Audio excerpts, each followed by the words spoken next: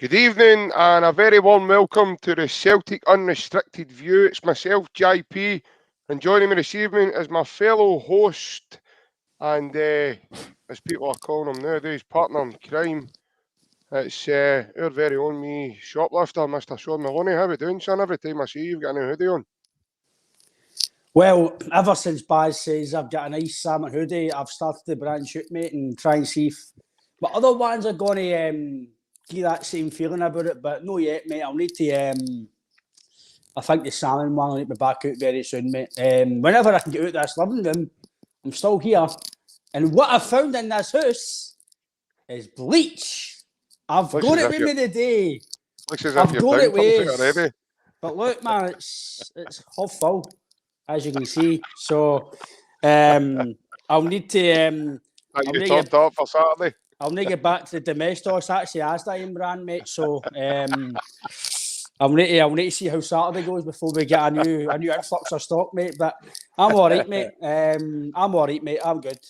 Monday, always good to see your smiling face, mate. Obviously, not the best of Mondays for the result for the weekend. But no, and just no lemon. It's just normal. If we get beaten Saturday, I'll need to go buy the lemon to dilute it a wee bit because it's a bit strong. But no, I'm good, JP. I'm good. Good to be back on. Obviously, a lot to iron out. Obviously, we're on yesterday a state of mind for BJME, so it was really good to get back. Got back on that, mate, and just good to be back on, mate. Hope you're well as well and had a good weekend. Yeah, mate, hi. I had a great weekend. We family day yesterday in Edinburgh, away for the Polar Express. It was outstanding. What a day we had. Obviously, up sharpish. Had to be up at 7 yesterday morning. Pick up for 10, Buchanan bus station. Then a wee travel out to Edinburgh. Trip round the Christmas markets and that with the kids and missus. It was really good, man. I would recommend it to anyone at all that's looking for a family day out. It's very, very good.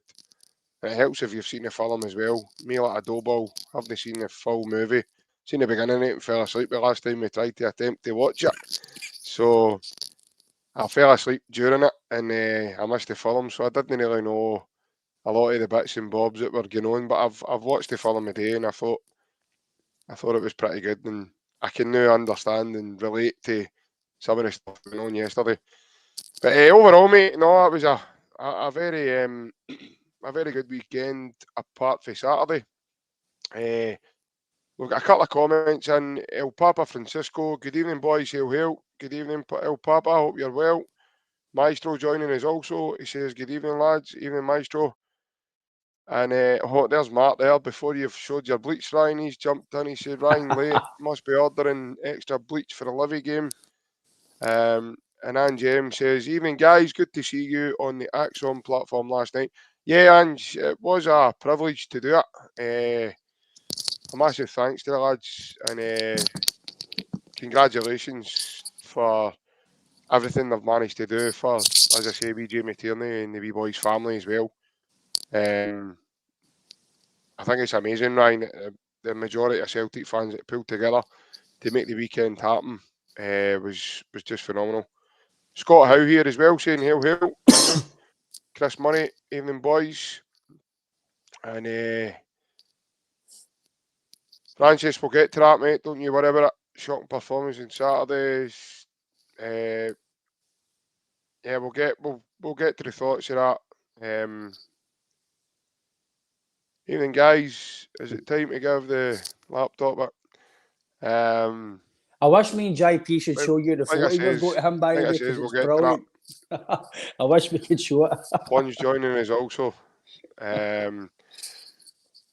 Guys, what I will say, before we obviously go any further, me and Ryan tonight, I want to say a massive apology. I want to give a massive apology. It's been brought to my attention that several folk last night that regularly watch us and comment on this had been putting out comments last night and maybe asking one or two questions, and maybe one or two people were of the belief that we were just ignoring you.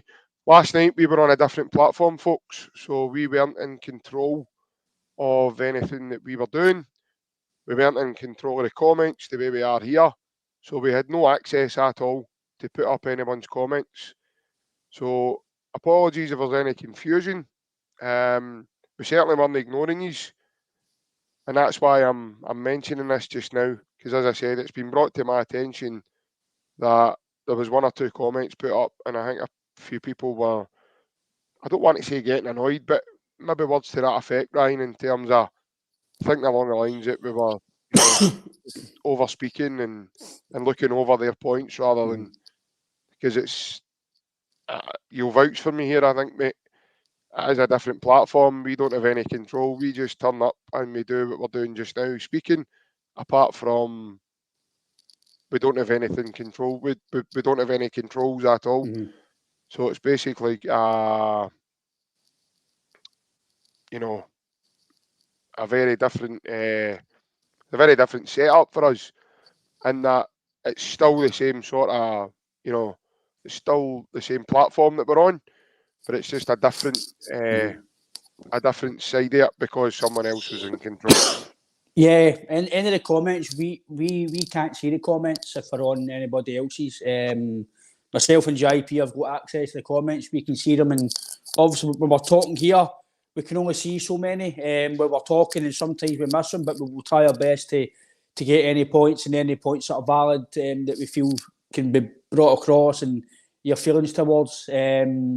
But last night was just we were just invited onto a platform and we obviously couldn't control that. So, but we do apologise. We do appreciate the views, and I'd like to echo again. Thanks to Paul John Dixon. Yes, a state of mind for Ashes on and all the work they've done, and I hope their night tonight goes well as well. So, but that's really, we did want to offer a wee apology that in case people did think we've been knowing them, that's one thing we won't do.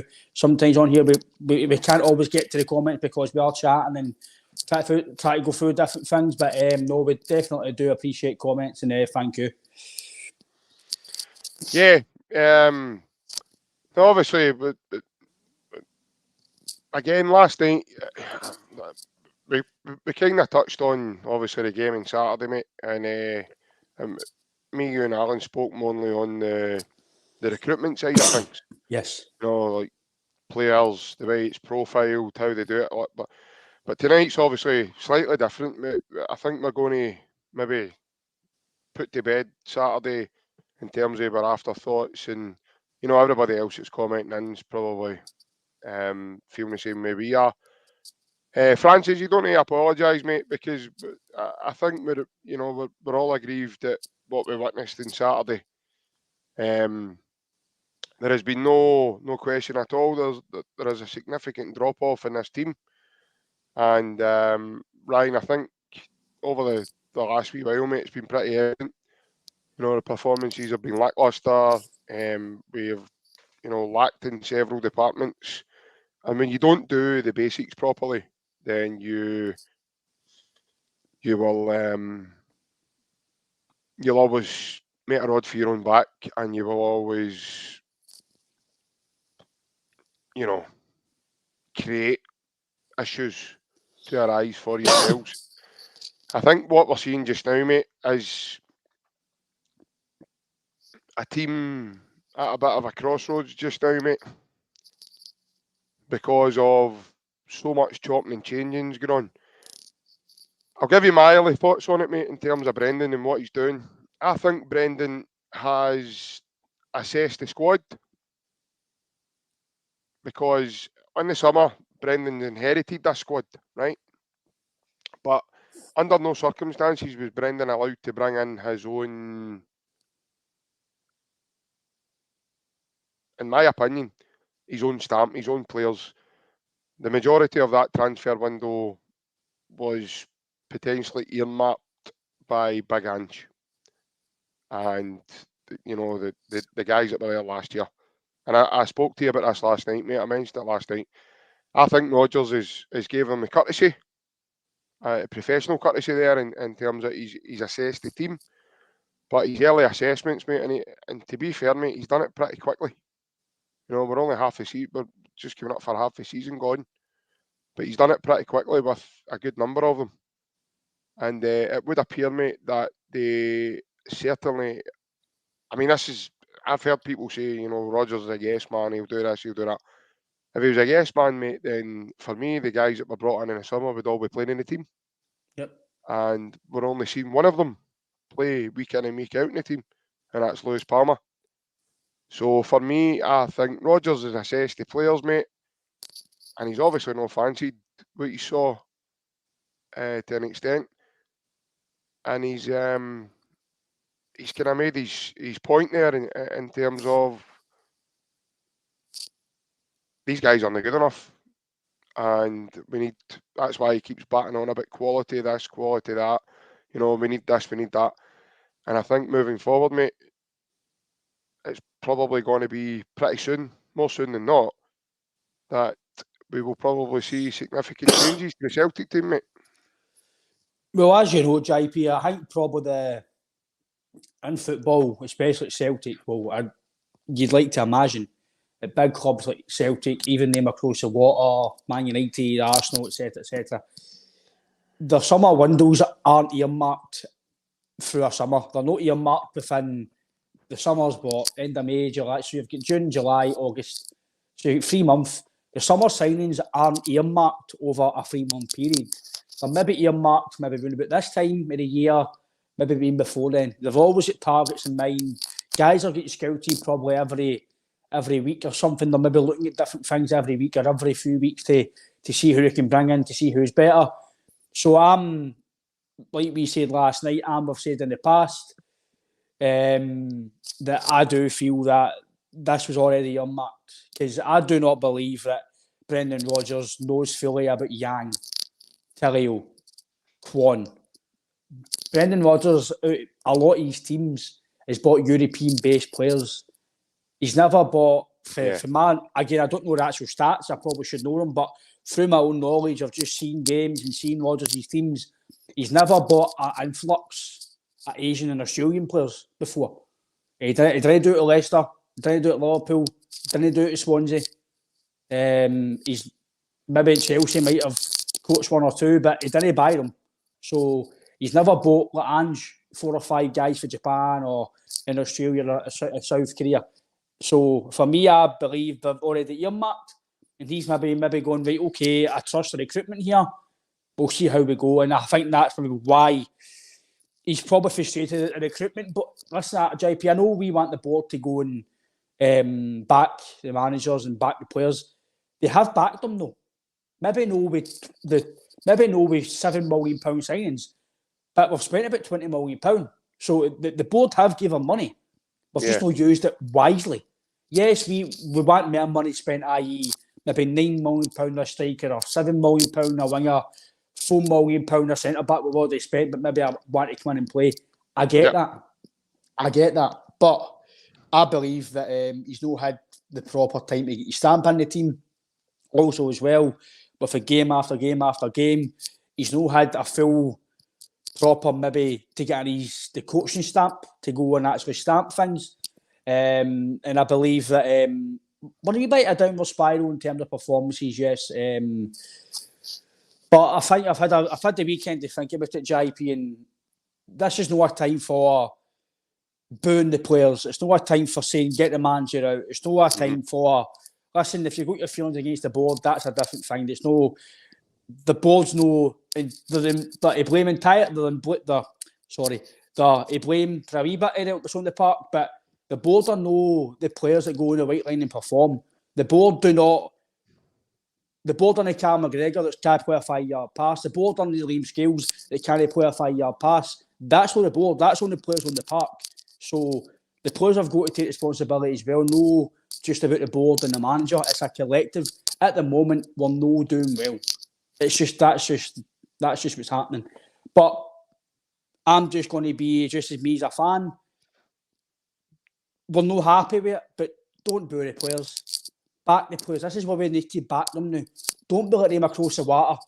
Boo this and boo that and boo this.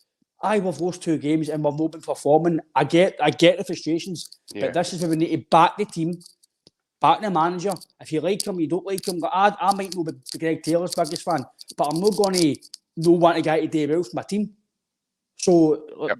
we need to back the team. We need to go, right, okay, it's bad performance, right, okay, right, let's go and get this on Saturday. So all this week, let's rally the troops, get positivity, because what's the point in us booing for the stands and getting the squad and the manager jip? They're going to turn out on Saturday thinking, if I make a bad pass in the first minute, I'm going to get criticised. We can't have that.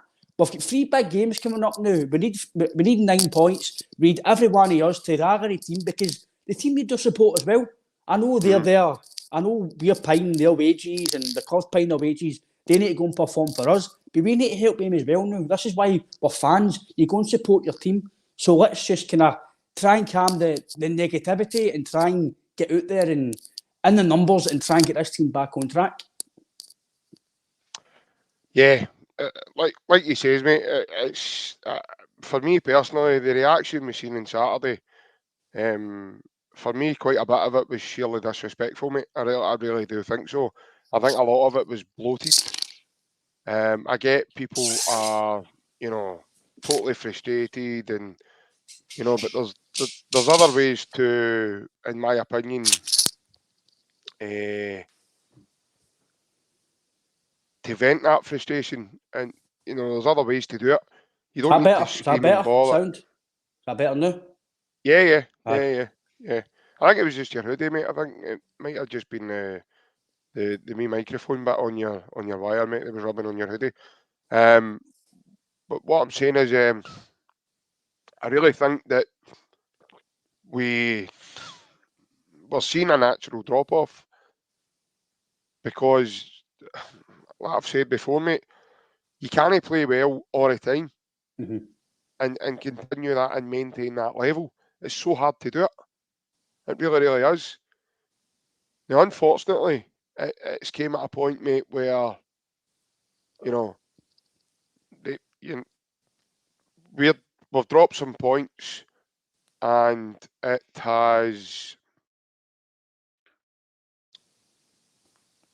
the mob across the water are winning games, and they've went on and then won a cup yesterday. So it's kind of the media circus round it is building it bigger than what it actually probably is, to be honest. Like I've said to you before, Ryan, and I've said it to you on the phone, we spoke to Barry Bannon, I spoke to you guys at length about this, and like I says, this isn't the boys' first rodeo. Yep. This isn't Brendan's first rodeo, going through a spell where his team's maybe not playing so well. He'll find a way around it, mate. There's been lots of things taken into consideration. The recruitment was diabolical in the summer. The guys that were brought in were nowhere near. Some of them are nowhere near first team. I've been ready, first team ready made, and some are just struggling big time. Now, I don't know if that's because of the language barrier. You look at the South Korean boys, Yang and Kwon. It's hard for me to judge Kwon because we've not really seen him, so we can't even pass a judgment there. But in terms of Yang, he's not been able to do it yet. He showed maybe a couple of flashes here and there, but as yet he's not been able to cement that sort of, this is my spot. Abada's not getting us back. And the guys that have then felt the injury, like Abada, Hatati, Maeda, even Carter Vickers, the next go-to guys, I'm afraid I've not been able to light a candle to these guys at all. People talk about Lager Bielka, right? I actually thought I was going daft the other day, right? When that report for Stephen McGowan came out regarding, Celtic might look to cash in and Lager Bielka and move him on. Now, if that's the case, that's clearly a decision the manager's taking. Now, I'm happy with that. I'm fine with that. There's obviously a valid reason to that, and the reason being is Brendan obviously doesn't think he's good enough to be there. Now, what I've seen of Lager Bielka, this is just my opinion. Everybody else, people might think I'm crazy some might think I'm Looney Tunes, whatever. You know, I'm big enough to take that if people want to criticise me or whatever. But from the early signs of what I've seen of Lagerbielke, I think he's very naive, and his decision making on the pitch, I think he's too pedestrian, and he dilly-dallies too much. And I would be worried at a 1-on-1 sprint if someone with a turn of pace, to say a Daisen Maeda, was to go and run away from him. Ryan, he's no the fastest of centre backs, mate. He's no catching him. Johnny Hayes would run away from him, mate. And Johnny Hayes is quite nippy over a certain amount of yards. He's no the fastest, mate. Now, when that report came out the other day, the reaction to that report, mate, was like we were ready to sell Paolo Maldini. That I'm not being rotten, mate, but I know he's there. I know he's, you know, he's new, he's relatively new to the team. But when he's played, mate, he's no set the header, like. And like I says to you as well, mate, the one at Ibrox, we got the foul for it. But I'm still to this day, mate, I'm dubious to whether that was even a foul or not. So I really am. I'm feeling whether, you know, it's one of the 50-50 ones for me, Ryan. If it goes against you, I don't think you can moan about it much, because if you look back, it's very, very similar to the man who scored the other night and it got chopped off. Because Rangers went up the park and scored off the back of that, if you remember. So it's what I'm saying. It's madness the way people are losing their minds over a guy that he's hardly kicked a ball, and B, when he has played, he's certainly not looked the best player in the team. Yeah, I know what people are saying in terms of he scores a winner the other night. I'm not being funny, mate. If he'd have missed that, I think you would have down more than a bolt of bleach the other night, mate, if he would have missed that. And I'm not being rotten. I know you're laughing there, Ryan, but if he missed that, mate, then there would have been sincere worry. Because it was an open goal and he was just himself. So I think there needs to be an element of reality brought back as well, mate. Because for me, we're not in a crisis. We're going through a time where, you know, we're not playing well. And that's fine. But, no, we're definitely not in a crisis at all. In terms of, I've seen a comment for Plunge. Plunge, I get what you're saying. I know the performances have not been great, and the players need to do better. Me and JP know that. Alan, Baz, everybody on the channel, everybody who's listening, we all know the players need to do better. But as your duty as a fan as well, you don't just turn up because your team aren't playing well. Like, I can't go to watch it. I listen, we've all got feelings. If you don't want to go and watch it, that's fine. I get it. But just because the times get a wee bit tough, doesn't mean do you know what? Listen, sometimes you can be bothered. Maybe your family's not doing well, you're not feeling well in yourself, you don't want to go to the game. Maybe the weather's horrendous and you feel, do you know what? I'm not feeling myself today, I don't want to go. That's fine. But no going to support your team just because they're not playing well. You're paying your money to go and support the team. Go and do it. This is where we need to go and support the team. When they're not playing well, just because they're winning games doesn't mean that, you know what, we're playing well, I want to go to football. But just when you start losing games, don't just go, I don't want to go, we're going to get beat today. That's not the attitude to have. You go for yourself, you love football, go and watch it. If you're not happy with it, fair enough, right? If it continues, you know what, I'm not going, I'm not enjoying it anymore, that's fine.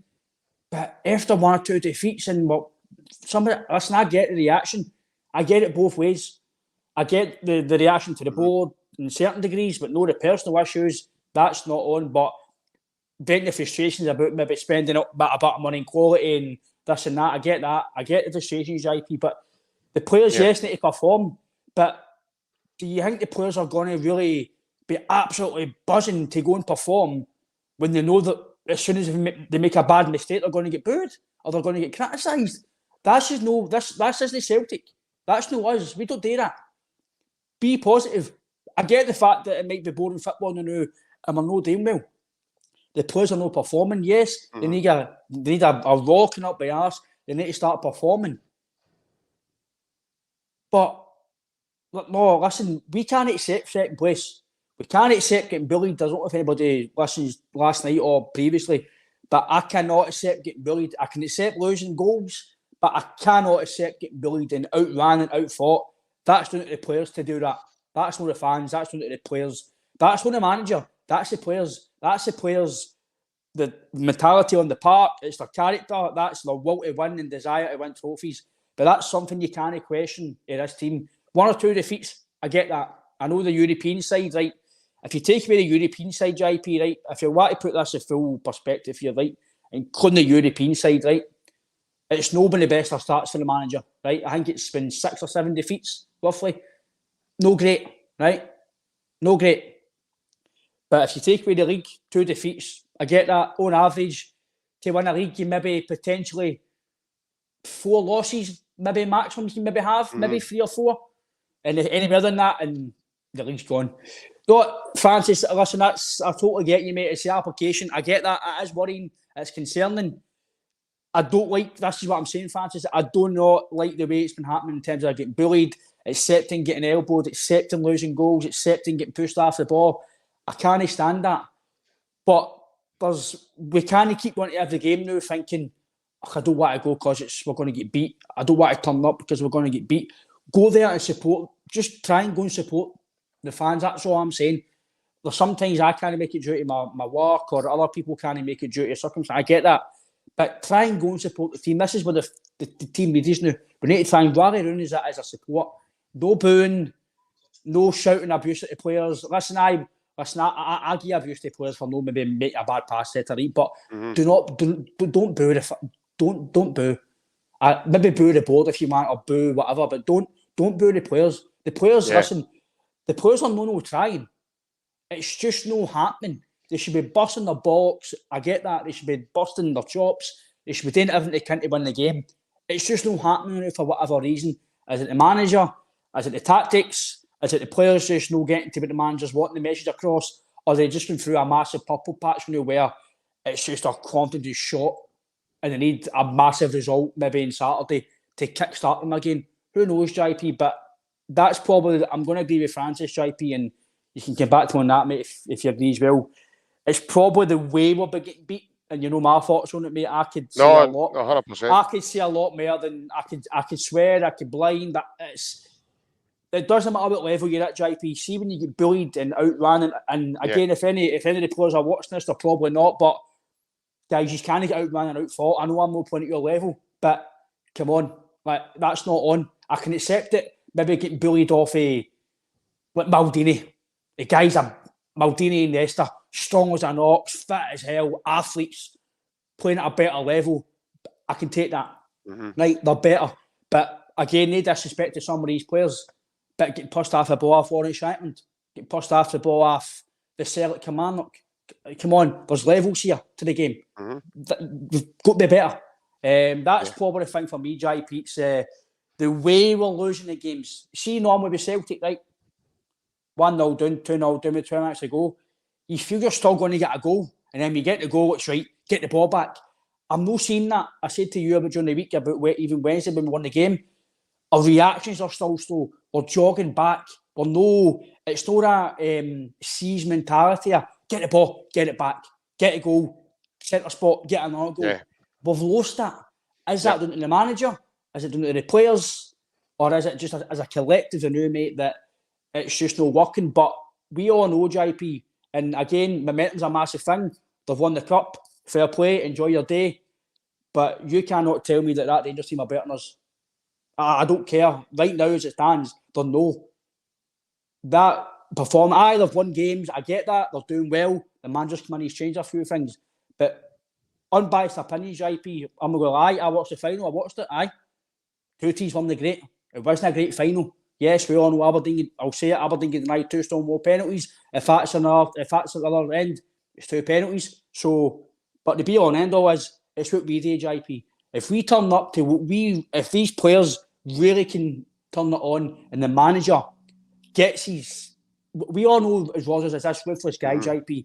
he's strong as his mindset. He's strong. What he says when he first came, I'll see you in May. Well, Brendan, get it going, or we'll see nothing in May. Yeah, definitely. But I think Chris makes a very good point there, and that's something that I've been thinking along the same kind of chain of thought there as well.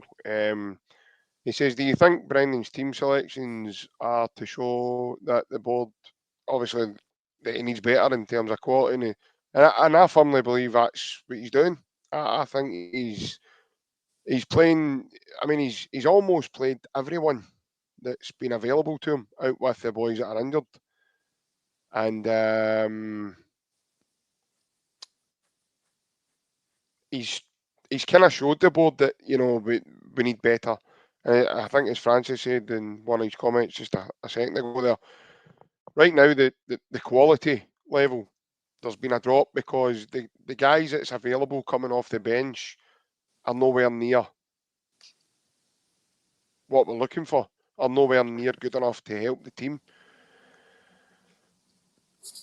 Listen, Yang and boys like that, they might be good players in the next year, but we're Celtic, Ryan. We can't afford to wait another year, mate, before we find that out.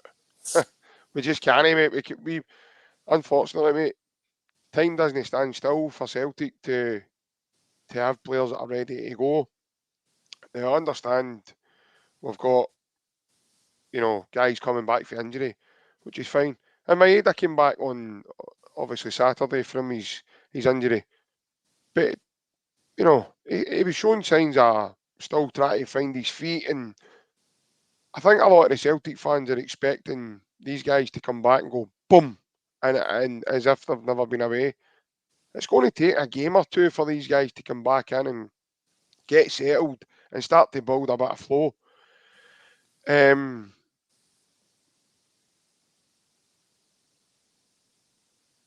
As Paul O on YouTube, I think he's more or less, saying what you were saying there in terms of they're a better side than us. And I'm actually going to disagree with you, Paul, because I've watched numerous of their games. It's just long ball all the time. Over the last weeks, and I've certainly watched the majority of the European games because I enjoy watching football, and I do watch other teams as well as Celtic. And I'm going to disagree with you, Paul. I don't think they're playing better football than us at all. The difference is now that they're getting results, and the last couple of results haven't went our way. In terms of football, listen, you're never ever going to convince me. Guys like Lammers and Dessers and, these guys are all of a sudden, better than our players.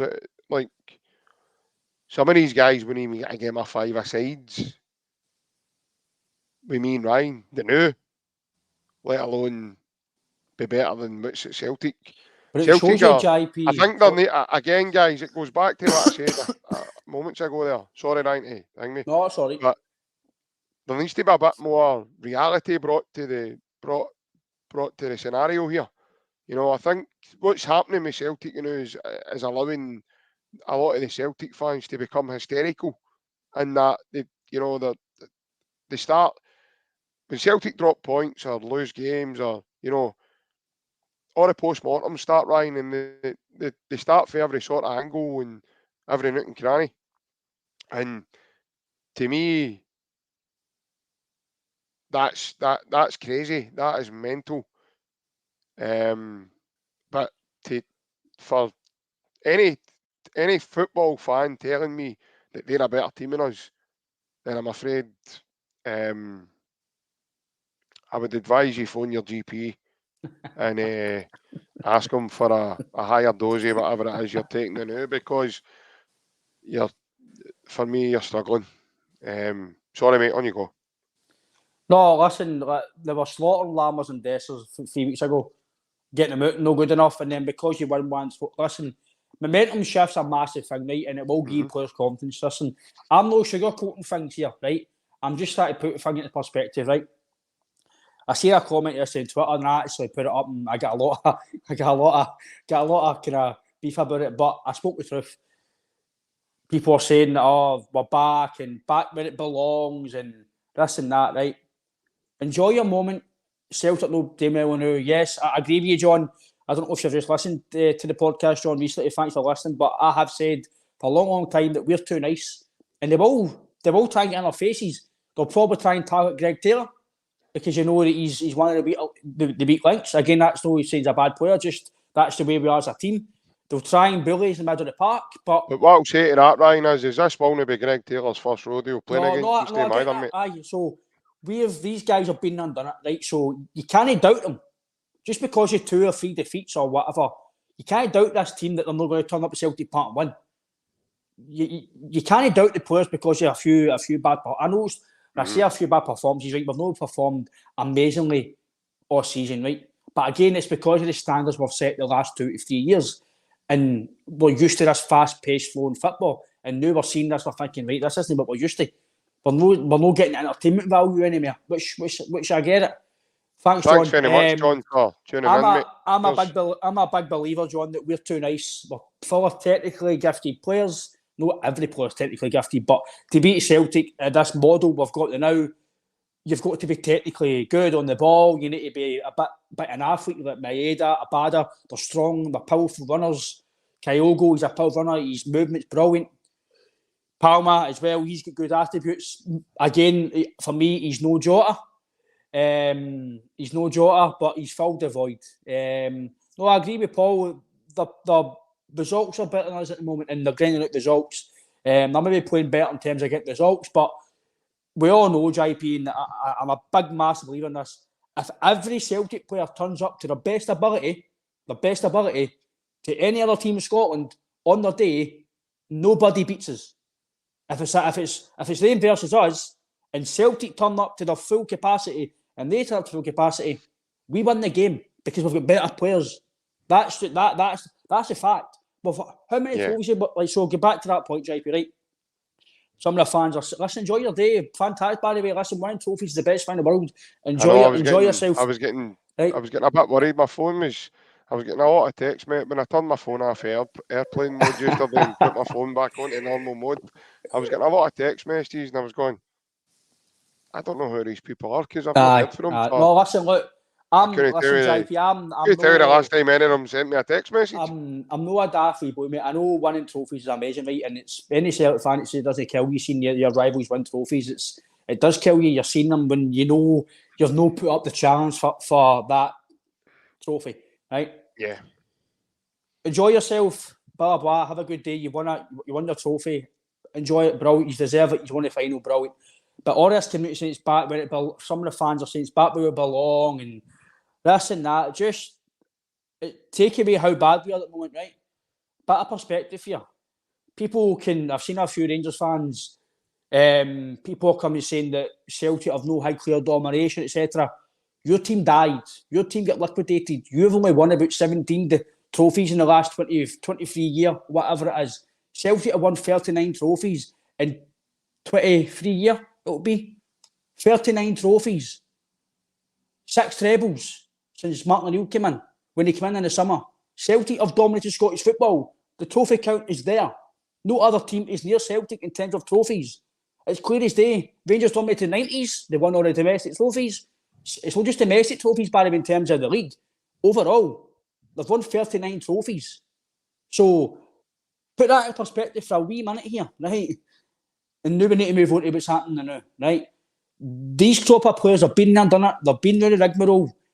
I've got every faith in the group of players that will go and win the next 9 points. Fans might think I'm maybe been trying to be too positive or I'm trying to oversee things. I'm no. Thanks for joining us, Papa. Have a good one, pal. Cheers. I just know what's in that team, JP. Yeah. No, I know some of the players are not here anymore, right? The managers won an invincible treble. Yes, we all know they weren't at their best, but you need to beat what's in front of you. Winning trophies and doubles and trebles, they had the biggest chance of winning a treble in the 10th season. They won 1 trophy. It shows you how hard it is, right? We've lost the League Cup. It's done. Forget about it. We need to move on to the league. I'm going to be honest with you, JP. I want to win the Scottish Cup, but I would generally, if it means that you need to get that trophy away and you lose and to make sure you win this league, because this league is monumental in what's going to happen in the future. Because if we win the league, it is generally in terms of financial power. I know we've already ahead JP, but if you win the league this season for at least 3 to 4 years, unless they get a massive owner in that pumps money, it is generally bye Rangers. It is, because the financial power that we've already got, the assets that you maybe go, i.e. McGregor. I know McGregor where they go, but you've got McGregor, you've got Vickers, Palmer, you can maybe say is an asset now, Kyogo, Hatate, O'Reilly. We can sell all of them if need be. So we can add that as well. So, but if you spin it, if we lose the league, then I've said to you, the manager's sacked, because he'll probably get hounded out by the club. Some of the board members, or most of the board members, will need to go, because it'll be criminal. And the recruitment team, they will need to go, and it'll be a massive rebuild, because a lot of players will need to go as well, because they've failed big time. Celtic lose the league, and it's a beyond a disaster, mate. I'm not thinking about that right now, because I've still got a lot of faith in this manager. I've got a lot of faith in this team. I just hope that the board, I've got faith in themselves. Yeah. We need to make sure we get these 3 games done and dusted, and then you go to Bucky Thistle. No disrespect, but you've got an easy game to come back to. No easy, well. Aye, it's an easier game than the league game, right? So I don't want to know. Listen, JP, I'm not going to. We're going to go on another podcast, mate. No. Now that you've said that. Listen, we're not going to beat the Bucky Thistle, right? It's not going to happen. I'll say that now. People can screenshot it in months' time. It's not going to happen, right? So you've got a game to come back to. It's not a competitive league game. You can get the 3 games done, and then you've got a few weeks to get your squad in. But the board need to have faith in themselves to help this team and back the manager. Back the manager. Because, like I said last night on the podcast, his big signings have just about done okay. Sinclair, I know Edward was a loan deal. Edward, Nancham is decent money, done okay. I don't know, for me, he done well. He won an He won an invincible treble. So his big decent successes in terms of transfers have worked. Some of his £1 million, Gamboas, etc., they've no worked. But we just need to buy quality, JP. We need to buy quality. We need to be physical on the game. Yes, they score for corners and we don't. I get that. We need to work on that. But I've got every faith, JP, that we're going to turn that around. You've no, I agree. Chris, I'm being honest with you, right? People might think I'm thinking too far ahead. The manager's probably got 3 games to save his job, mate. He probably has. I know that's going to sound really daft, and I've got a lot of faith we'll turn it around. But if we don't pick up 9 points for this, the fans are going to want him out. No, and they generally are. No me. But the majority of the fan base are going to go, if they win their 2 games in hand and they beat us, they're going to be maybe 5 or 6 points ahead. And they're going to go, wait a minute, you had an 11 to 8 point gap. So they're going to start questioning the manager. And this is when we need to know, JP, has he still got the stomach for it? And I think the next 3 to 4 games will show that. Yeah. Listen, I think people think that, Brendan's all of a sudden got this lack of appetite. Sorry, Punch. I apologise. That was horrible. Sorry. The football monitoring board says I'm getting sacked for bad mouthing. Absolutely. As I said, I think Brendan, I think he's at a bit just now, mate, where he's quite frustrated. If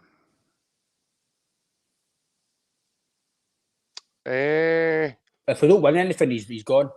I think there's humongous pressure on him if we don't then win anything.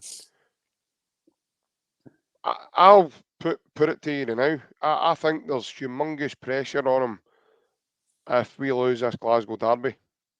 Mm-hmm. I really do. I really think there's humongous amounts of pressure going to be put on him if we don't win this derby. Especially the way things have unfolded over the last couple of weeks. If they don't pick up and we don't start to make tracks, as in moving forward and doing that. I think, personally, I think we will be making an odds for our own backs. And what we saw on Saturday in terms of fans going off their heads, I think you'll continue seeing that over the coming weeks. But like I said before, guys, this isn't Brendan's first rodeo. That's fair, Francis. That's fair, mate. This isn't his first rodeo at all. And I think he will. I do think he'll get the time. I think he'll get it right, because he's too good a manager not to. And I think the players that are coming back for injury, I think obviously once they come back into the team, I think then they'll make a difference and they'll give the team a lift. But I also think he'll be allowed to sign players in January who maybe he's potentially looked at or he's been looking at, and we can get players in that we want, that he wants to take us forward and add quality to this group. Because I think in January, if we were to sign one or two quality players, I think it would give everyone connected with the club a massive lift. Now, January's a very hard window, folks, okay? So if anyone here tonight thinks all of a sudden in January, Celtic are going to go and sign 4 or 5 quality players in January, for me, that's not going to happen. We will be doing well, I think, if we get 2. And if we get 2, then we will... agree with you, James. we'll be Probably, doing aye. okay. Probably think of Vardy on loan. If you look at the squad, I think that the squad need an injection to help them, and I think an injection of quality in a couple of areas of the pitch, I think it would give the rest of the players confidence, and it would give the manager confidence, and it would give the fans confidence, and it would just lift everyone. So yeah, no, Francis, I get that, mate. In terms of Hatate's recovery, I think Hatate isn't going to be back until January, so I've already made peace with that prospect anyway. But the guys that are there and the guys that we've got at our disposal should be good enough to take us to January. That is only a couple of weeks' time, but I do think we need to get back to basics. And once we start doing the basics properly, I agree with you, John. I think we can then start to build on that. I think what will help us also is having a bit of a break in terms of we're not playing in 2-3 days' time. So we're only getting maybe a day and a half's recovery. The 5th of Saturday to now recover. And as I say, I think with a few days extra to recover, maybe even a day or 2 to start working and stuff on the training field with the manager and the coaches. Potentially even time to have a chat about what's going on. Potentially about the situation we find ourselves in at the moment. It gives you that more time to do it. John, I don't think so, no. Because I think we in this country, mate, have got a very dour mentality when it comes to homegrown players. And we're so quickly to down our own players. I made the point the other night. We at various points of that game the other night, we had 5 players part of that squad that beat Feyenoord from our academy. Every one of them all came through our academy. There was 5 players part of that squad that all played a part. Thanks, Adam. Thanks, mate. So I think we've got a right dour mentality to homegrown players. We're so quick to diss these players, and yet we've made the mistake in recent times by going and buying young players from abroad who are just as good. They're not any better. And yeah, like I say, I do think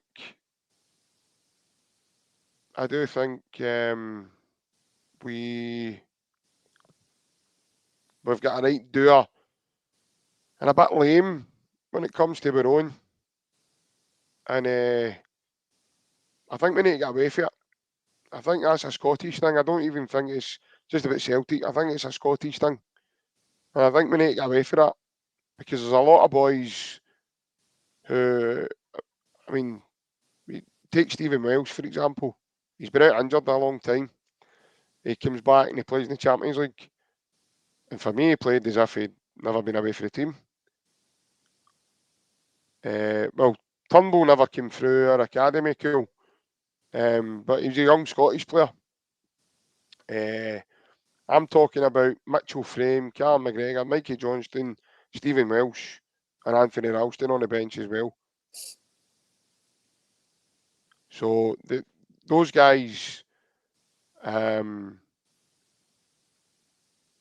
all part of that team that beat Feyenoord the other night. Now, you're saying that, you know, you're kind of mentioning there, name a Scottish player that you think is good enough for us to sign. I wouldn't be adverse to. Do you mean to come right into the? Do you mean to come right into the first team? Is that what you mean, cool? Andy Robertson, he'd be nice. He would be nice, mate. Aye, Scott McTominay. Aye. Scott McTominay. There was actually, listen, by the way, JP, I know when he was linked, was he linked or was just a name? People were actually saying, no, it's Scott McTominay. I'm like, are you after that? What? It's bonkers. The guy's I'll be honest with you. Yeah, I'm the exact same, mate. I had a conversation with Ryan about that one. He might not be brilliant. I wouldn't be adverse for signing him at all. McTominay might not be. No. He might not be Sergio Busquets. He might not be Xavi. But he's playing at Man United just about every week under Ten Hag. No matter what you think about the player, right? But yet fans want to take him for Celtic. If he can play, in my opinion, if he can play with Man United every week, he can play with Celtic every week. Scott McTominay's He's different gravy, man. Scott McTominay's quality. I'm not saying he's Busquets, but he's a very good player. We've seen it with Scotland. And I've seen a comment from Claire, and she's spot on. James, they're not. Well, James, I kind of know what you're saying, mate, but they're not. They are Scottish, mate. They play for Scotland. I get what Claire's saying. I've said it as well. I do get you, mate. I get what you mean, James, in terms of maybe their accents. But we're talking about Scottish players. They play for Scotland. Play with Scotland. And, I do get what Claire's saying, Jai. I don't know if you've seen it be Claire, but I do get what Claire's saying. That there is obviously a few players. I think Tyrone Mings is injured. I don't know if he'll ever play again. He's been out for a long time. There was rumours about Mikel Antonio a while ago. Fraser Forster, I think he's been undone it. He probably could have stayed and didn't. He's happy to get his wages down south and be Spurs' number 2. Again, there was people. I know JP, you're only massive on that. I get where Claire's coming from there, but Fraser Forster's been with us twice now, so I think there's guys that can. There's guys that are playing down south that are sitting maybe Man United's bench, Arsenal's benches, Everton's benches, etc. I actually didn't mean to upset you, mate. I had to mention him, mate, because he was on the register at the time, so I had to sort of. Well, that about the wages thing that Claire said, sorry, about players down south.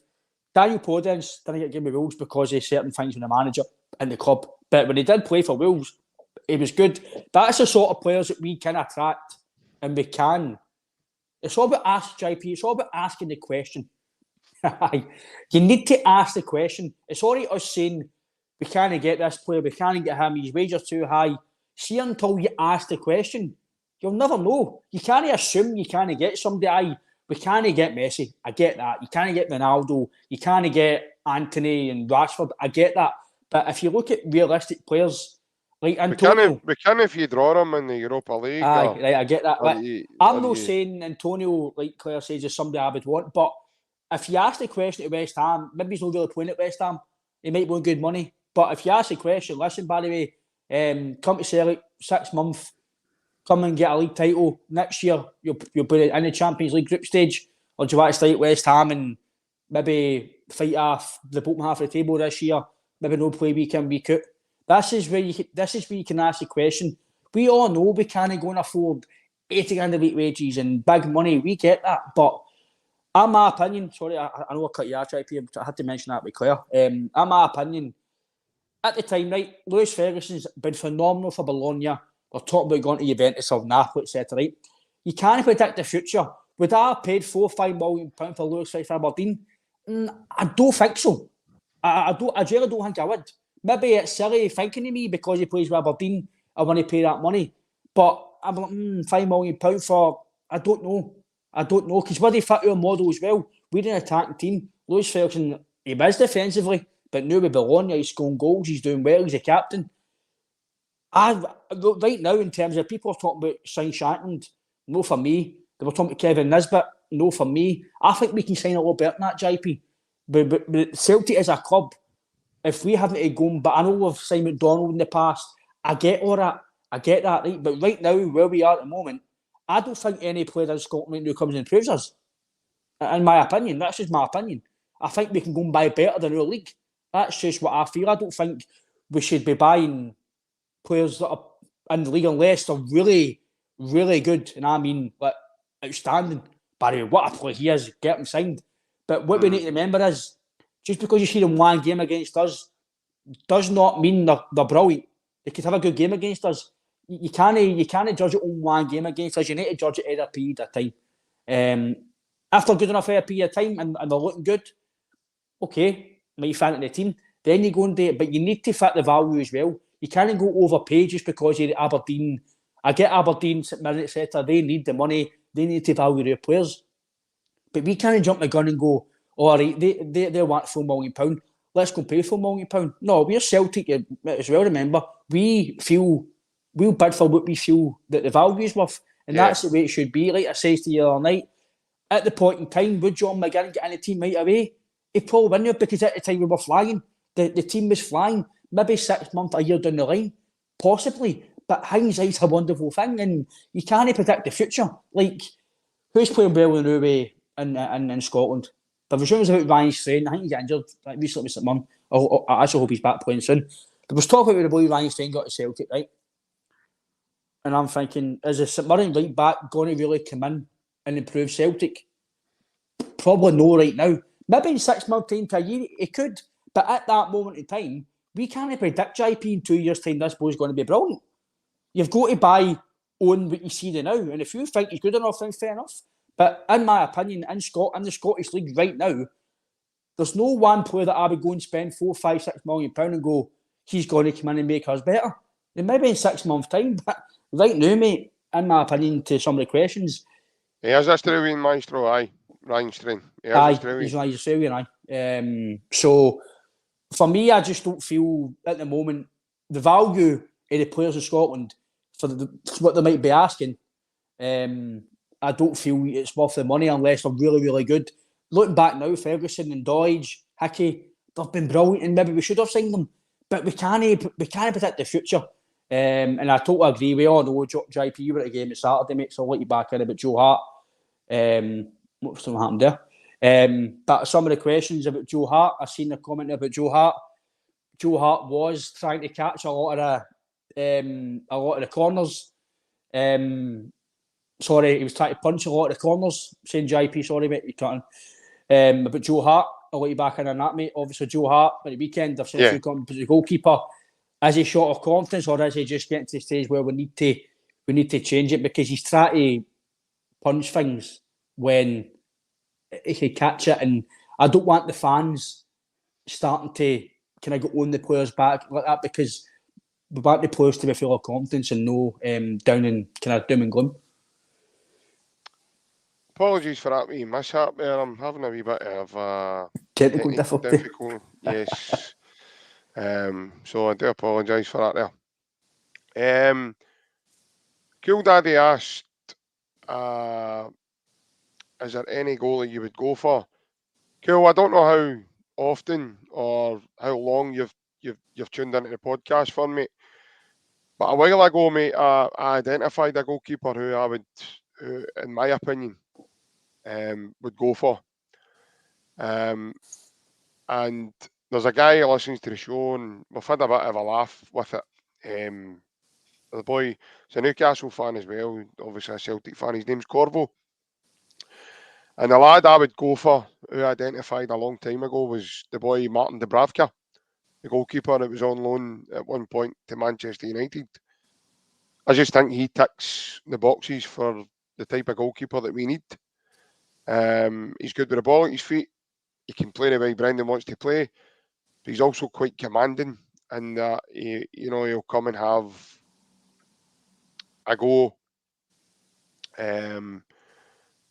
at defenders, and he's not afraid to come and collect balls from corners, and like I say, he's quite commanding. He's very vocal, but quite similar to Joe Hart actually.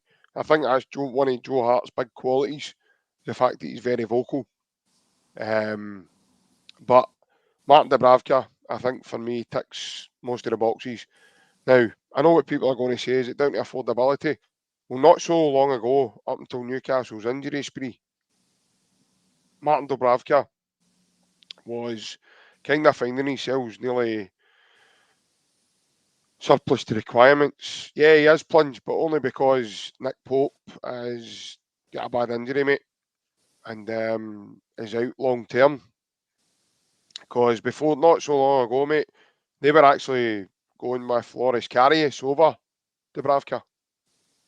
So, no, cool. I actually think affordability wouldn't be a problem in terms of Martin Dubravka, because it's down to the length of time he now has on his contract. So,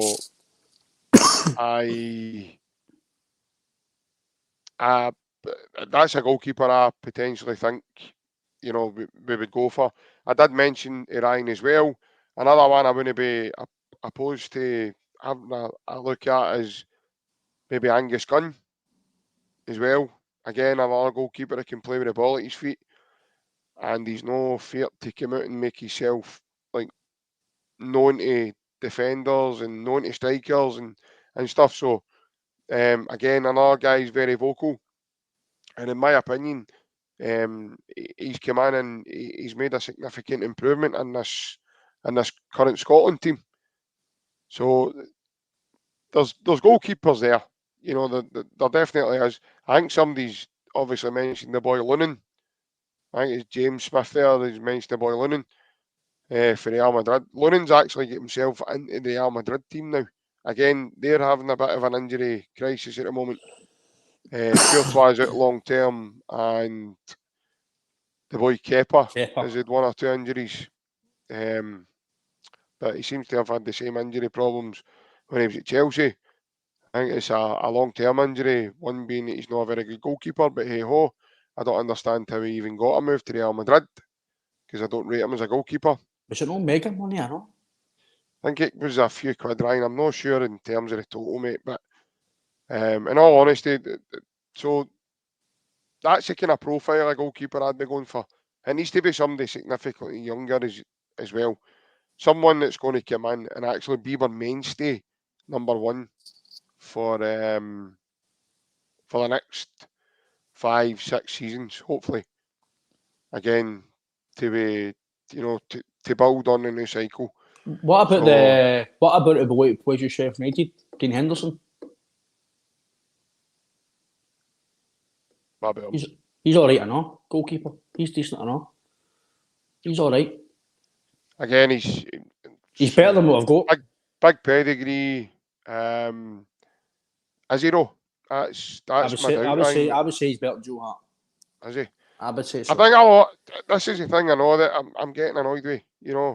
A lot of people forget Joe Hart's still a very good goalkeeper. Oh, aye. A lot of people, you know, he's made mistakes, and that's what happens with a goalkeeper. You're going to make mistakes. But a lot of people forget just what level Joe Hart's actually played at in his career, and the experience and everything that comes along with that. So, again, Ryan, I don't know if it's just me, mate. I find a lot of it disrespectful to certain individuals, mate. I really do. Because a lot of people very quickly, for me, forget the goodness that a lot of these guys have brought us. You know, just based on a couple of results that haven't went my way. For me, it's mental, man. It's absolutely mental. Yeah, we definitely need another goalkeeper. There is no doubt in my mind there. And the reason being is that I've said it before numerous of times on here, mate. Every player has shelf lives at clubs. Yep. Joe probably realises now he's come to an age where he's not going to be able to continue to play at the high level that he once did before. So, but for anyone to say that Joe Hart's finished or he can't do this and he can't do that, the saves he pulled off in the Feyenoord game tells you that he's still there, and he's still more than capable of making saves. But I know you said Dean Henderson, Ryan, but I definitely think not only would he command a big fee, but I think the boy would command big wages, because again he comes for that inflated ego of the Premier League down the road. But And I get that as well. I know people are saying big wages and stuff, but see, you're playing with Sheffield United and Celtic, man, for you. You've got to think about it here, because they can potentially. I know he's conceding a lot of goals, but the defensive front of them aren't great, right? I get that. A goalkeeper is only as good sometimes as a defence. The defence has got to be solid as well for you to not concede goals. I know you need to save shots, but if you ask a question, is somebody like Henderson, listen. There's a big chance you can do it. I'm not saying going to. I'm just talking. I think he's a good goalkeeper. The fact that Man U what's the lad at Brighton's? What's the Brighton goalie's name again? Jason Steele, is that him? Right. He was on the Sunderland documentary. Oh, he was getting lambasted, was he not? And he was being told that he was one of the worst goalkeepers in the world. Now, Yeah, he's went for that to people think that the sun shines right out his backside. Paul, aye, still weighs. Seagus still weighs, mate. He's the first choice, aye. Yeah, Claire. Mm-hmm. No, listen, and by the way, he's not the only one. He's certainly not the only one of recent.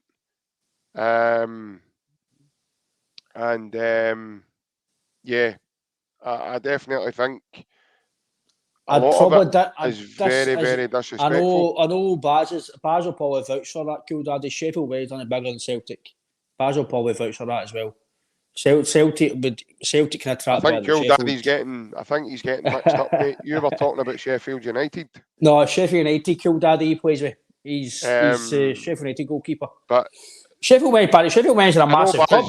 Baz is a very good friend, and Sheffield Wednesday's a massive club down there. But Sheffield Wednesday aren't they're not a bigger attraction than Celtic, mate. I'm really sorry. Celtic playing the Champions League and playing Europe and stuff. I know Baz is the captain. He's been there for years. I think the Sheffield Wednesday fans would agree as well. Celtic are a massive institute. Celtic are worldwide, and I know we play. Yeah. The only distraction, you agree with us, the only distraction we've got is will we play. Mm-hmm. See if we played down south, which I would love it to happen just to see how we go in terms of paying money for tickets and flights and buses and trains. It would cost an absolute fortune, so they would need to think about it, something like that. But Celtic are massive, man, and if they go down south, even listen, this is the only time I'll put them in the same bracket as us. When they come down south with us, if that ever happened, they would get backing as well with some sort. They would get financial backing, they would get sponsorship, and they would go toe-to-toe after 3-4 years. So they know how big, as much as we don't talk about them in comparison to us, they're still a massive club and a massive institute. We all know that. I know it's the old co and all that, but they're still a big club, right? But let's just take away the back side. They're still a big club and they're still a big attraction. Maybe no financial appeal towards us, but they'll still attract players. If us two went down south, you try to tell me that after maybe 3-4 years, we're massive batting to be when they beat teams like Everton, Sheffield United, Burnley, even Brighton, teams like that. Aye.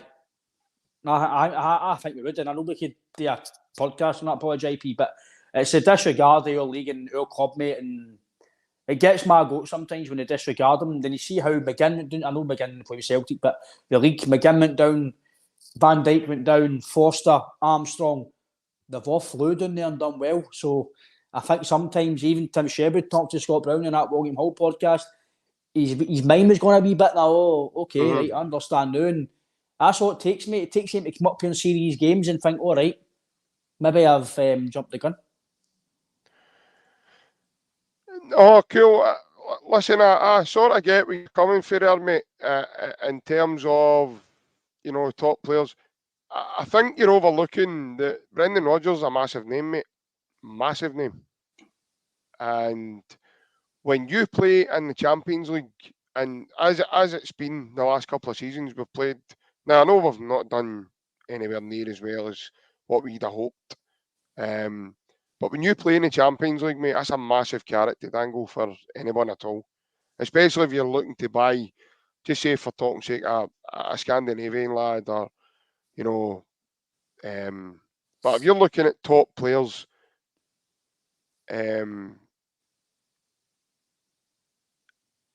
I've said numerous of times on here, cool, that, and I gave the lads examples of guys that I was chatting about. The Celtic fans want us to go and buy quality. They want ready-made quality. Now, I gave examples before we even played against and he scored against us. I said guys like Morata, guys like Immobile. That's the kind of standard of player that in their heads the Celtic fans want to come and help this team, right? Especially when you're talking about making a dent in Europe.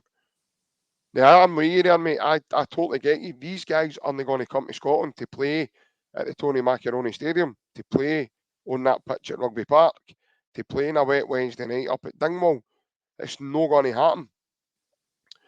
But I think if you look at the other side of it,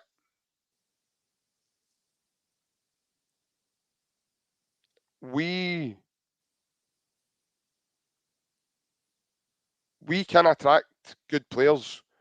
We can attract very good players. And I think the massive pull there is the manager, Brendan Rodgers. He's well known all over Europe. He's you could argue that he's probably one of the top British managers there's been in the last maybe 10 years. Take away he's the last few months of his tenure at Leicester. He was probably the best British manager, JP. You get Leicester to the... Absolutely, mate. You get Leicester, I know they might have bottled the top four, right? But to take a team at Leicester who we all know one season won the league, JP, amazing achievement. Since then, it wasn't great. They near relegation the year or two, but after it... Oh, listen, absolutely. Two fifth-place finishes. I know it's fifth, but fifth in the Premier League for a team at Leicester that's not spending £300 million. Bear in mind, his last season, he was under transfer restrictions because of the FIFA fair play. He got into an FA Cup, won the FA Cup, got into, I know it's a Conference League, still a European semi-final, 2 fifth-place finishes, they're back-to-back, so people, we can all criticise his recruitment, but to take a team at Leicester in fifth place, 2 years in a trot, that's very good. So we all, listen, we have got an elite manager, in my opinion. We've got a big name as a manager, we have got a big pool. As the league, we all know as the league gets the downward spiral. You need to, the thing about attracting players is you need to obviously realise what your budget is, and you need to show up on a budget where you can afford and etc. But if you don't ask the question to players, they're never going to come. Yeah, no. If you ask a question, put out a deal. This is what we can offer you. No, it's too low. Right, okay. But Ryan, we're going to lose out. But we are going to lose out more so than we don't, mate, because of the league. The product of the league. These players, the league isn't it's not as bad as what people make it out. It's money. I'm sick of hearing people from down south, putting. There's a lot of good players in this league, and yeah, John, it is. No, you're 100%, mate. But we can't afford 60, 70 grand a week wages, mate. We just can't do it. Teams like Bournemouth can. Teams like Sheffield United can. That's a good point, Claire. Good point. Advertising better, definitely. 100%, Claire. No, definitely. But there's a point there that, you know, Johnny Boy says, talking about Scandinavian players, Lager Bielka has been treated scandalously at the moment by Brendan Rodgers. If we lose him, he will shine elsewhere. Johnny Boy, we're in a position just now, mate, where we can't stand still, mate, to find out whether Lager Bielka is going to be good enough in 6 months' time or no, mate. Unfortunately, we just can't wait about, mate. And that's fine if he goes elsewhere and shines. But listen, you're never going to get every transfer spot on, mate. You know, look at Chelsea. Chelsea had Kevin De Bruyne and Mo Salah on their books at one point, mate. Never made the grade at Chelsea. They get moved on by a manager and told, you're not in my thoughts, bang, you're away. That's what happens. It's unfortunate that Lager Bielka is going to, or it appears that he's going to fall casualty to the manager. But the manager has a certain profile that he's looking for. And as yet, mate, he's not done enough, Johnny Boy, when he's played. Like I've said before, mate, he's too slow, he's too pedestrian, he's very naive, his decision making, and he gets caught up in things on the pitch that he dilly-dallies with and he shouldn't be getting caught up in. And he was sent off stupidly in Europe. It wasn't soft, it was he left the referee with a decision to make, threw his arm across the player. And when you do that in Europe, mate, the threshold's so low that you leave the referee a decision to make, and the VR team as well. That is all about opinions, Johnny Boy. That is true. But for me, I think that from what I've seen of Lager Bielka just now, as I say, for a Celtic defender, I think if we're up against somebody with speed, similar to Kyogo or Maeda, I think he struggles, mate. I really do. I think he's not the quickest, and I think he's going to struggle. And I think teams will pick that up as well, Ryan. I think teams will isolate that. In terms of Lager Bielka, I'm agreeing with you to certain parts. I think he's been harshly treated in terms of the weekend's game. To come on against Feyenoord and score, I know he couldn't no score, but the fact that he came on, done well, in my opinion, I thought he done well. He was demanding, he was aggressive, he won his headers, he played the ball out for the back. I thought he done well. And then to not be in the squad, I feel for me he's very... Personally, I don't think it's good management. Personally, as much as I think Brendan's normally very good as man manager, yeah, I don't think it was good to not put him in the squad. I think that's very harsh. I think that's the players probably like that. Like, there's only so much that I can do. Like I've said to you, there's only so much a player can do in training, because a lot of training, again, I've no behind the scenes, but when I was younger, a lot of training was all drills and fast feet work and shape, and there's not a lot of, you might do rondos and two-touch games and sideys and five-a-sides, but you need to be on the park to really show guys your stuff. And I don't think he's been rotten, and I don't think he's been amazing. He's done okay. He's been okay. Nat Phillips has been a lot worse, in my opinion, than Lager Bielka. At Ibrox in the second half, it was fantastic. Threw his balls in the line, it was brilliant. So I think there's potential, there's maybe something there with him. Nerowski, I've said, I think he's, again, I could jump the gun and I could be shot down in 5 to 6 months' time, and he turns out to be an absolute no-use player for us. But for what I've seen from Nerowski, he looks assured. He likes to pass the ball forward all the time for guys to go on. He looks a bit quick. Personally, Ryan, Nerowski, sorry to cut in, mate. I personally don't think it's anything to do with Nerowski's ability. I think it's just injuries and stuff like that. I think he's just not trying to rush him back. And I agree with you, Cool Daddy. I think anything at all to do with eventually, Cool Daddy will need to be in isolation, because it goes back on the recruitment about Lager Bielka and Nerowski. The thing about me about him maybe potentially getting sold in January or get looked at on loan, etc. The man's just going to get his chip off the fans, because he says that he's going to sign the players off. So potentially he's bought them with recruitment stuff. No problem, mate. No worries. I know, Johnny Boy, we've all got different opinions, mate. We've all got opinions. This is why we like talk football, but I appreciate it, Johnny Boy. Thank you. Lager Bielka and Nerowski are brought him for £8 million, right? the two of them can't fail. They can't fail because then you go to then going, what's your recruitment staff doing? How are they scouting these players? What are they looking at when they're scouting these players? Because when you're paying big money for players like Ayetis and Barkas, but I try not to judge that too much because of the circumstances of that season and everything else, and there's loads of circumstances why it didn't work out. Look at Barkas now, playing every week, making great saves, maybe a lot of goals conceded through the defence, but he's making great saves. I've seen snippets of him and he's been doing well. For me, there's something more than just they two being bad players, JP. I don't know if it's the he didn't sign the players and he's starting to put a stamp to the board. I didn't sign them, they're no playing. But I would like to think he's not doing that, i.e., back to Pungy's point earlier on the pod when he says about putting players out to show the board. It's all right doing that, but do I really think that he's doing that to sacrifice 3 points? I would like not to think so, mate, because you can't do that. You can't play Mikey Johnson and Yang because you want to show the board. So if you show the board, you're showing the board that you're going to lose games here. And we can't afford that. But there's certain players, JP, we all know they're up to the mark. For me, if I was to keep one, for me, James, I would probably go with Nerofsky.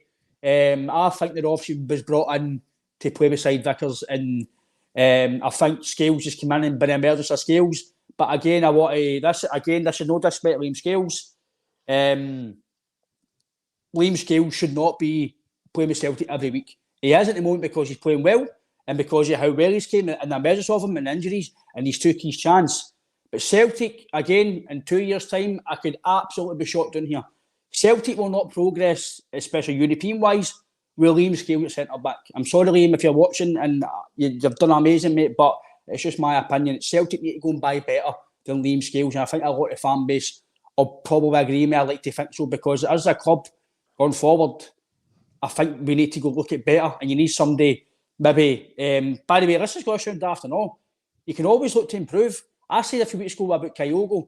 Fans telling me, no, we can't sell him, we can't buy better. You can always buy better. You can always look to improve. Even Kyogo, Vickers, Palma, we can always look to buy. You can't just sit and who you've got. But we all know these players are good. And Vickers, for what we got, is a phenomenal value. He's been brilliant. That is the reason. That is the reason. I'm with Paul there. I'm with Paul. That is the reason. I get you, Paul. I get that. But that's why they two are not getting a sniff. You can't see... No, listen, 110%. You can't drop somebody that's playing well, right? But going forward, potentially long-term, like I said to you before the game of final, take away the result or no, we should not be in a position at Celtic Football Club. I get injuries happening, I get that. But with the financial power we've got, and the recruitment teams and the scouting, etc., and how big we are, this is, again, it's no disrespect to these two guys. I'm just talking about on football ability and what you can get elsewhere in terms of football ability and experience, etc. Celtic should not be starting European games with Stephen Welsh, a squad player, and Liam Scales, who was on loan at Aberdeen, who was just about to get the door. I get Ryan Christie went on loan, but Ryan Christie and Ayer were unbelievable for our clubs. Scales was decent for Aberdeen, he'd done well, but we should be looking for better than that position, in my opinion. People can say, Ryan, you're wrong, and I think Scales should be playing. Listen, that's fine. But for me, Celtic should not be starting with a squad player, Stephen Welsh, and Scales to win European games. That's just my thoughts, and I'll stick by that, because with the manpower we've got, you've got to buy better. But JP, I did get injuries happening. That's why we're there. What? Right, okay, but maybe this is devil's advocate slightly, but why no? Because we should be buying better to improve. But teams like Barcelona have got local boys in their team.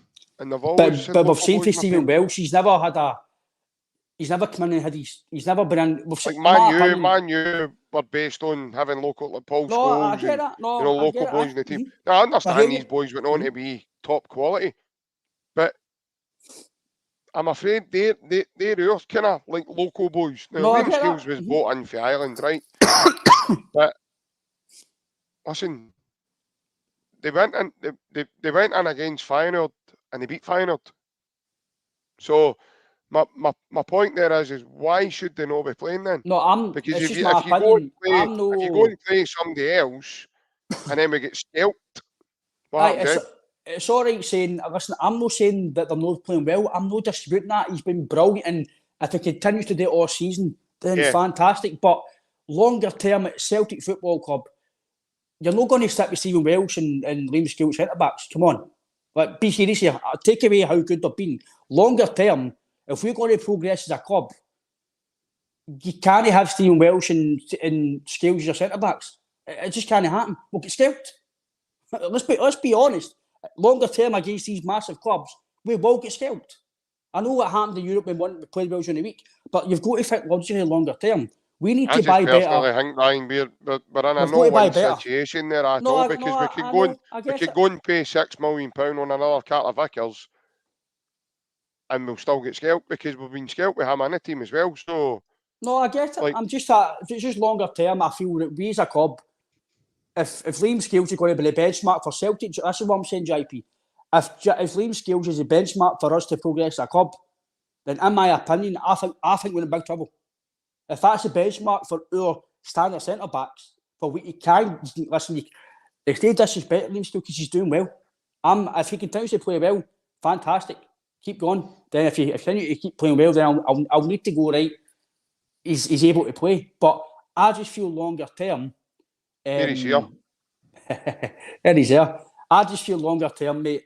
In my opinion, and I feel a lot of fans will agree with me, that if Liam Scales is the benchmark for us to improve, then we're not going to improve, in my opinion. I just think that with Welsh and Scales playing every week, if that's what you had to come down to, then I don't think you're going to improve. That's just, I think you need to look for better than that, in my opinion. That's just what I feel, mate. And I get the playing well. Listen, I get you, mate. I get you, but it's hard. Do you understand how it's hard, Ryan? No, I get it. Because they're defying they're defying that sort of logic. They're doing it. So for me, for anybody to say Liam Scales shouldn't be playing for Celtic, why not? I get told the other day he wasn't good enough, and I says, well, he's defying that logic clearly, because he's showing right now he's good enough to play for Celtic. He's a mainstay in the team.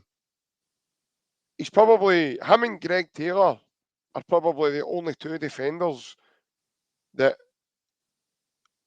haven't been taken out of the team over a period of time.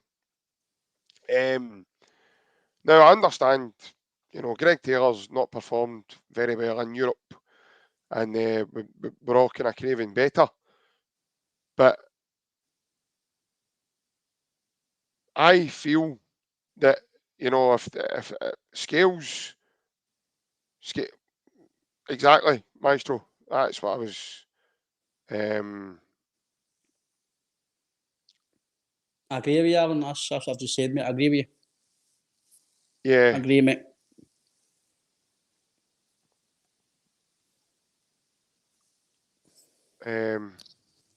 I don't think Liam Scales are going to, same with Greg Taylor, same with Ralston Scales, I don't think they're going to improve tenfold in what they are. I think Liam Scales has been amazing, by the way, what he's improved on.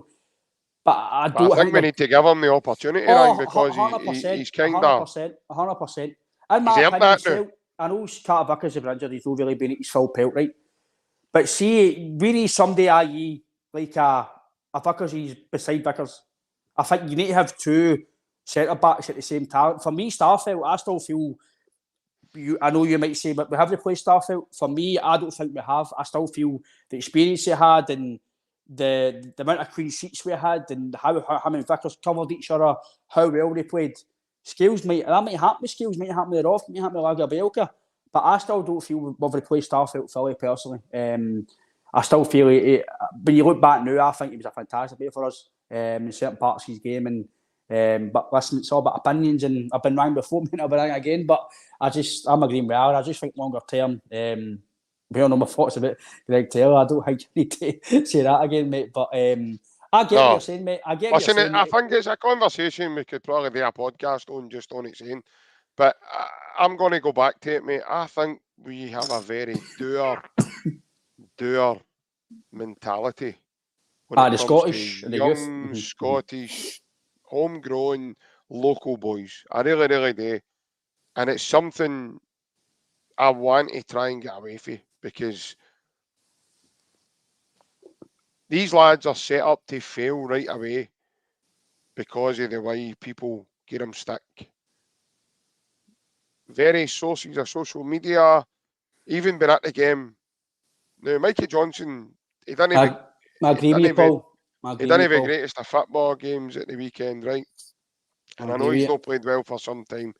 But see, before he kicked a ball at the weekend, right? Celtic fans were on him straight away. I heard an element of the support booing on Saturday when the team lines were being read out and his name get put up. Who? The biggest, Mikey Johnson. One of the biggest cheers of Saturday was him getting off. That's not on. Right. For me, that's disrespectful, mate. Every possible percentage you can think. I don't think you're good enough, right? I get that.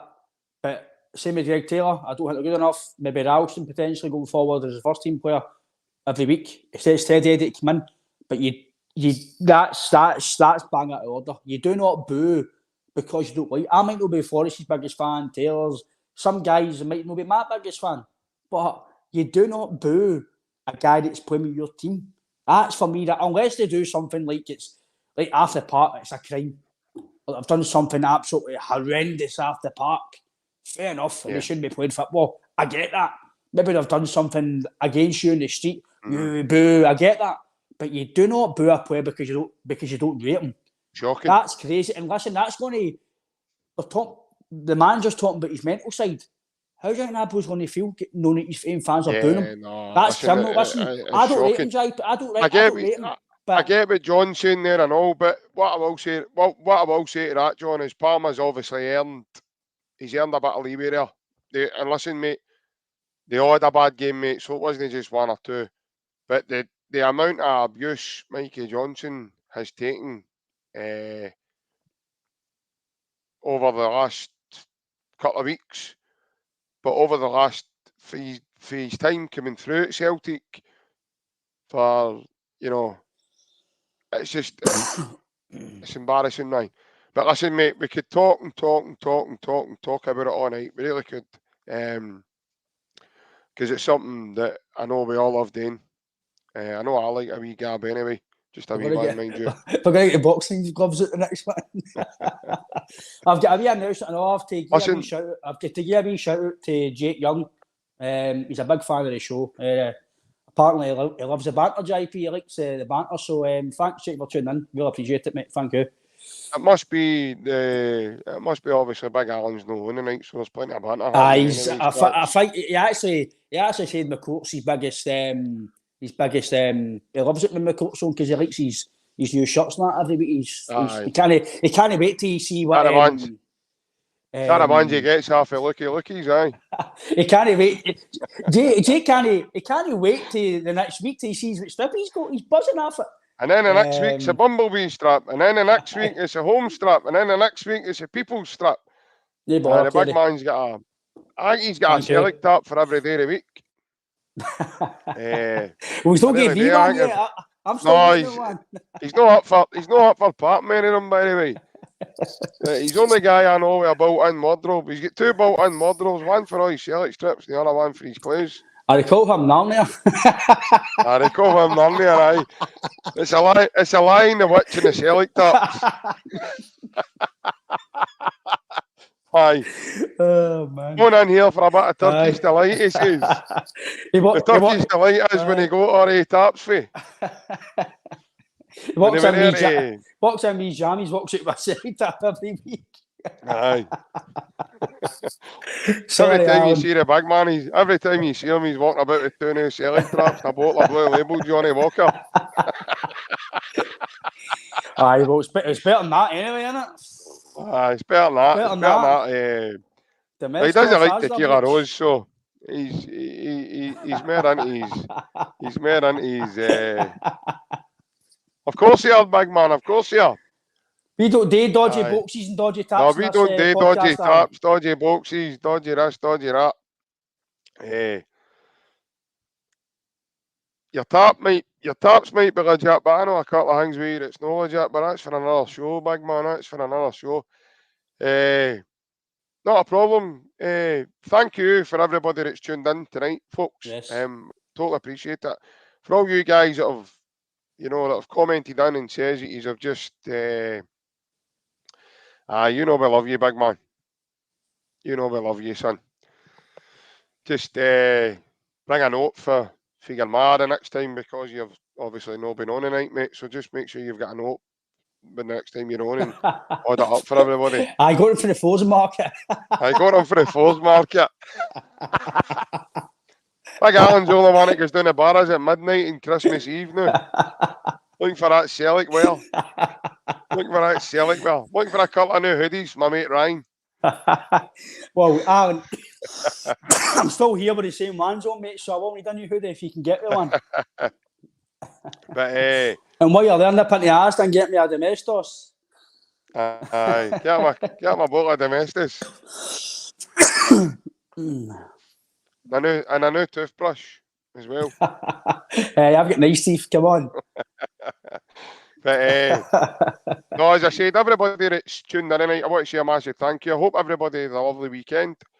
Hope everybody's looking forward to Christmas approaching us. Yep. We will take you up to Friday. Not every night, obviously, but we'll be back on Wednesday. It'll be myself and Alan. It's back on Wednesday, probably the earlier time during the day. I don't actually think I've made up a time yet, Ryan. Because it's Wednesday. Excuse me. But I'll come back to you with a time. I'll come back to you with a time for Wednesday. It'll be during the day, though. It will be during the day. And we'll get another wee chat about some other dilemma that's happening with Celtic. Thing is, it's never a dull moment at the club at all. For everybody that's tuned in tonight and been new to the podcast, please feel free to share among the Celtic family. Hey. And yeah, thanks. Please, yeah, thank you. Please hit the like and subscribe button also, and that way you will get a notification when the page goes live. You'll also get any wee notifications of any changes that are happening with the pod. You can message us on the community section of the page, folks. If anybody wants to reach out to us, you can do so on that. We are on Facebook, the X, Instagram, or TikTok as well, if anyone wants to get a hold of us. But again, everybody that's tuned in, thank you very much. Just to let you all know, guys, before we go, this podcast is sponsored by AB Entertainment. And AB stands for Mr. Alec Beveridge. It's a DJ and entertainment business, folks. So if anybody's looking for any entertainment, any function that you've got coming up, what I will say is, obviously, Alec's festive calendar is full. So you will need your function, hopefully, if it's going to be in 2024, that's when it will need to be, because Alec's calendar is full now until 2024.